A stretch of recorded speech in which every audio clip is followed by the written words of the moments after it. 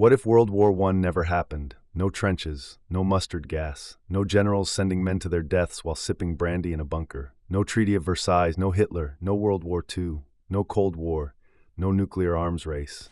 It sounds like paradise, a world untouched by the horrors of global conflict. No lost generation, no cities reduced to rubble, no world order shattered beyond repair. But history isn't that kind, because when one war disappears, something else always takes its place. A world without the Great War isn't a world of peace. It's a world trapped in the past, where monarchies refuse to die, empires linger in slow decay, and tensions that should have erupted in the trenches explode somewhere else. So, did we avoid catastrophe, or just delay an even greater one? Let's step into this alternate timeline and find out. Sarajevo, 1914, the war that never began. June 28, 1914. Sarajevo. Archduke Franz Ferdinand, heir to the Austro-Hungarian throne, is traveling through the streets unaware that assassins are waiting. In our timeline, a single bullet turns Europe into a battlefield. But what if it missed? What if the Archduke's driver didn't take that wrong turn? No assassination, no Austrian ultimatum to Serbia, no domino effect that turns a regional dispute into a global disaster. For a while, diplomacy holds. European leaders, shaken but relieved, double down on backroom deals, desperate to keep the balance of power intact. Maybe they dodge war in 1914, maybe even in 1915. But here's the problem: the powder keg is still there. It just hasn't been lit yet. Without war, the forces pulling Europe apart, imperial ambition, nationalism, and revolutions waiting to happen, don't go away. They just fester. And when history is delayed, it often returns in a much uglier form. The empires that refused to die without World War I, the world map in 1930 looks strangely familiar. The great empires of Europe, Austria-Hungary, the Ottoman Empire, and Tsarist Russia, still stand. But standing isn't the same as thriving. Austria-Hungary held together by duct tape and denial. This empire wasn't so much a country as a multicultural anxiety attack waiting to happen. Czechs, Hungarians, Poles, Serbs, every ethnic group wanted out, and the Habsburgs were trying to pretend everything was fine. Without war forcing a collapse, the empire limps on. Nationalist movements grow stronger. Revolts simmer beneath the surface. The Habsburgs hold on, not with strength but with sheer stubbornness. But for how long? The Ottoman Empire, the sick man who won't die. The Ottoman Empire should have collapsed years ago. In our timeline, World War I put it out of its misery. In this one, it keeps limping forward like an aging rock band on its 14th farewell tour. The Arab world remains under Turkish rule. Iraq, Syria, Jordan, they don't exist yet. But unrest is growing, and without European intervention, revolts are crushed before they start. So does the Ottoman Empire survive? Technically, yes. Functionally, not really. It's a decaying empire, rotting from the inside out, waiting for something or someone to finally take it down. Russia. The revolution that's still coming. In our timeline, World War I broke the Tsar. The Russian Revolution swept in. Lenin, the Bolsheviks, the Soviet Union. But without war, does Nicholas II keep his throne? Maybe for a while. But autocracies don't last forever.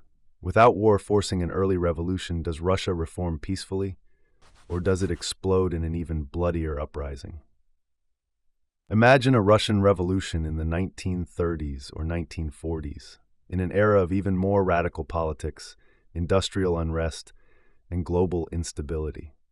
One way or another, the Tsar isn't keeping his throne. It's just a matter of how much blood gets spilled. A world that advances more slowly. War is horrific, but it's also an accelerator. Tanks, airplanes, modern medicine, all pushed forward by necessity. Without World War I, aviation remains a rich man's toy. No fighter planes mean no rapid advancements. Transatlantic flights, decades away. The world remains a slower, disconnected place. Medicine doesn't evolve as fast. No battlefield injuries forcing innovation. No rapid surgical advancements. People who could have been saved aren't. No mass production of war machines. Tanks? Still an idea on paper.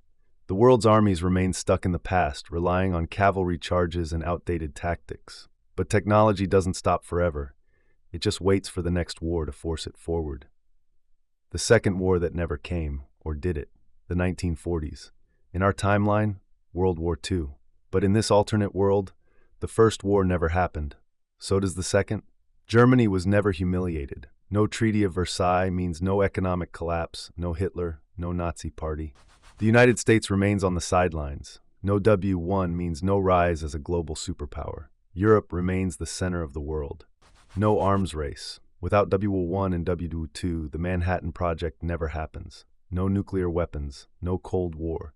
But that also means the first nuke doesn't get dropped until much later. And when it finally does, it won't be in an already war-torn world. It will be in a completely unprepared one. Maybe World War II never happens the way we know it. But does a different war, bigger, deadlier, take its place in the 1950s or 1960s? History doesn't stop. It just delays its worst moments for later.